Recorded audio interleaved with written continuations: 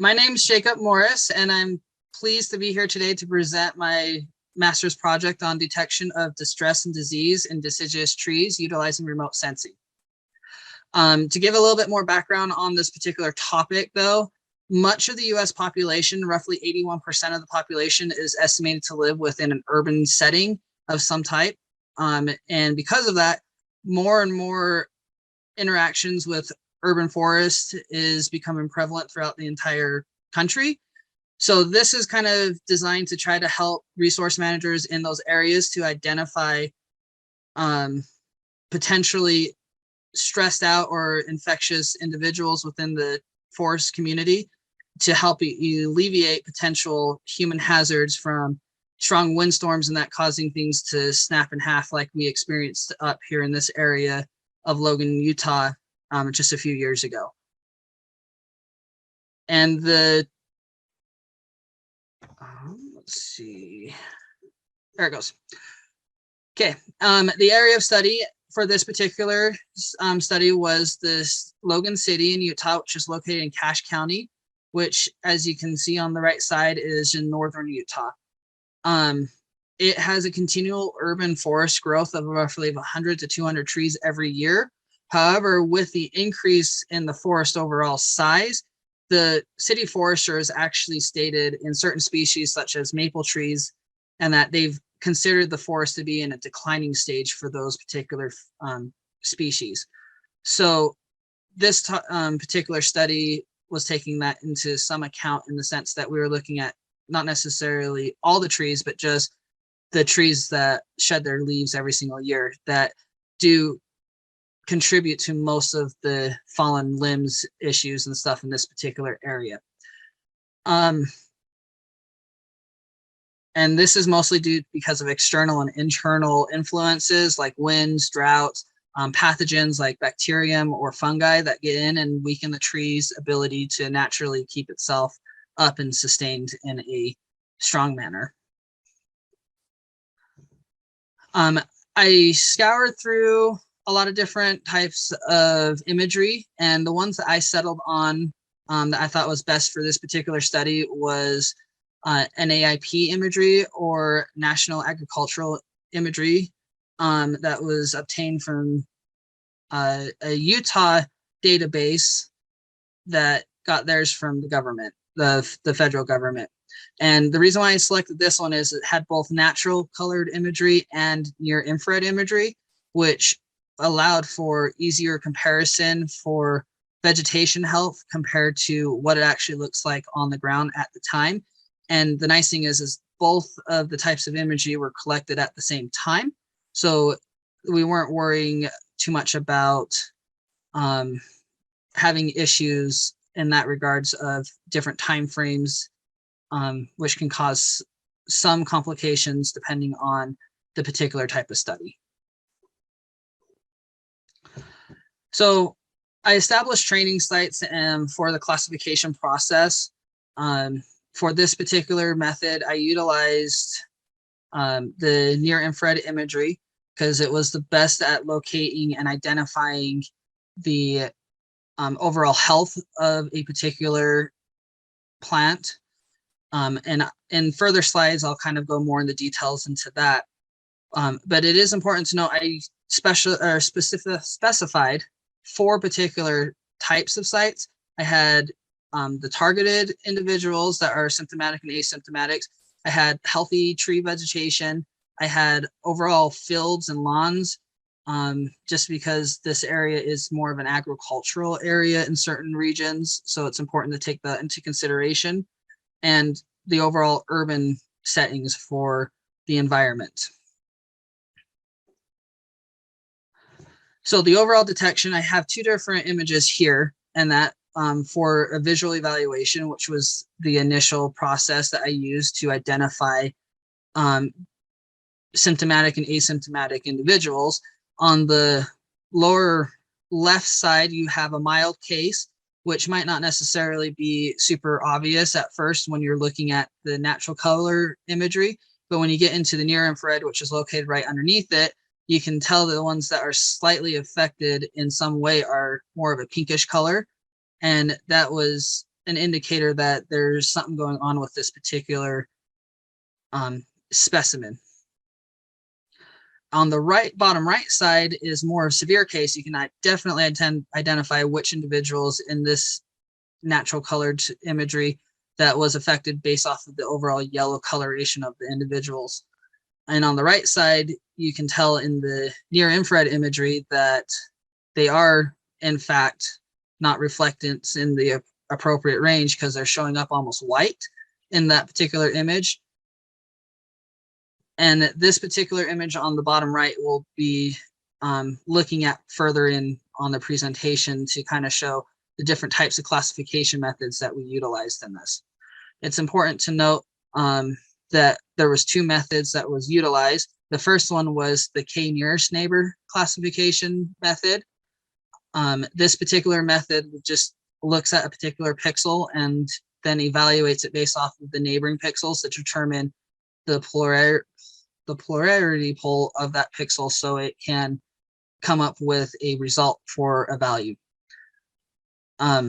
As you can look at on this particular slide, on the right side is the classified image for the K nearest method, and it does show and represent a dense collection of targeted pixels, which is identified in the red image or coloration. And as you're looking on the natural color one, you can tell that, hey, they kind of lined up, but there's a lot of static that involves in the K nearest neighbor.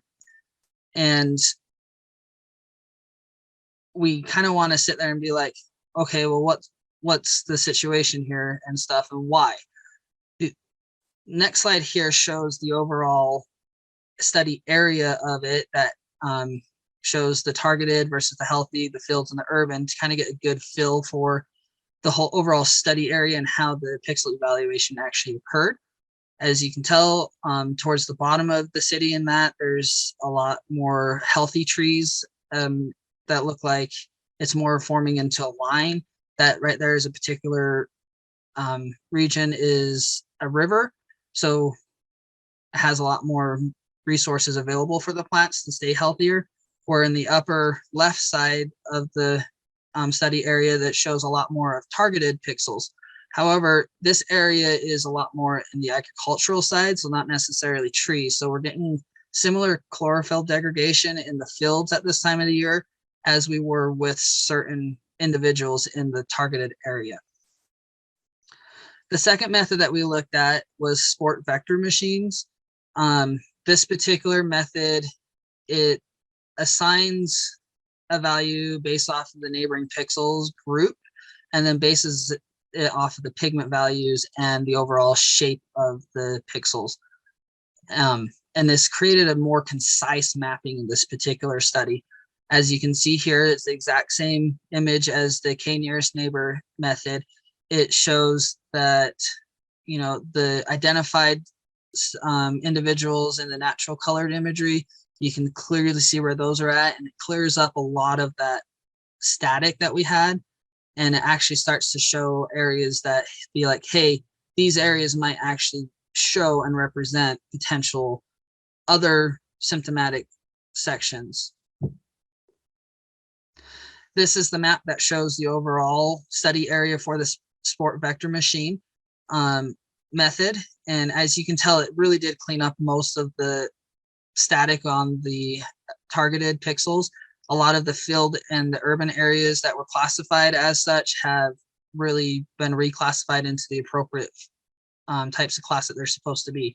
And you can really start to see more of a layout of how the trees and stuff were actually established in this area with the defining of the healthy and targeted trees more.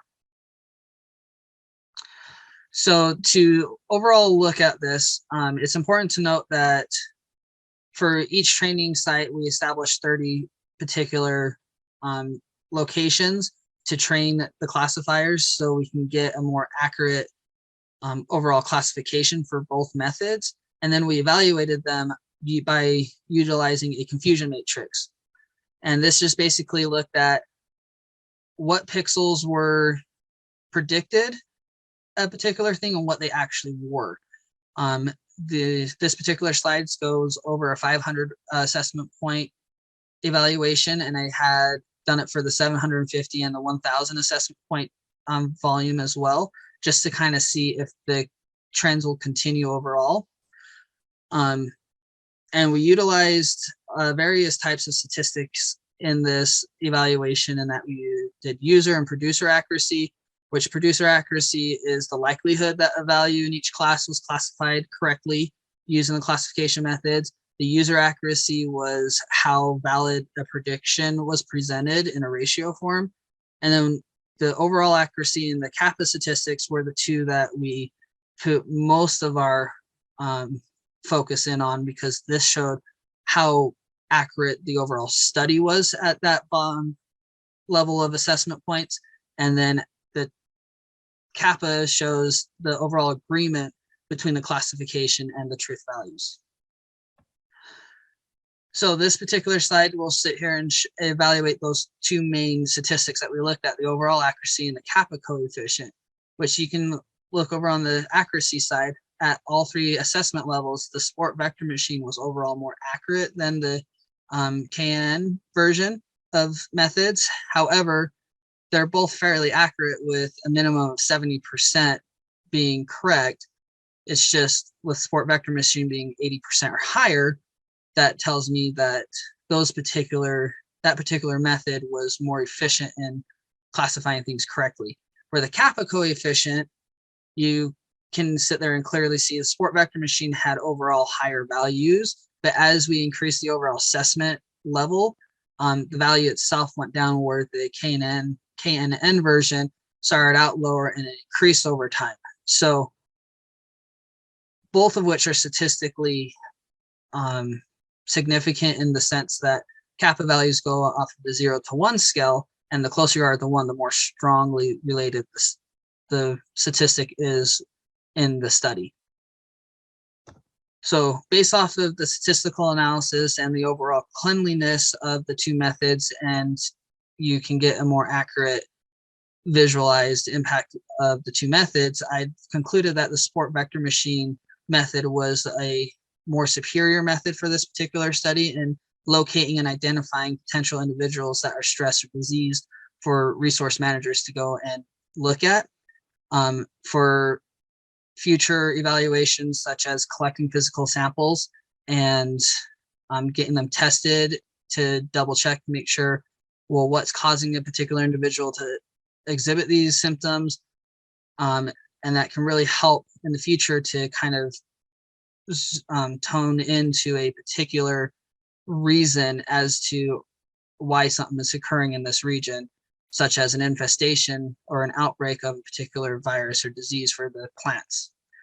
They can also modify this particular topic for erosion evaluation or invasive and natural species evaluation in the region of interest as well. Any questions?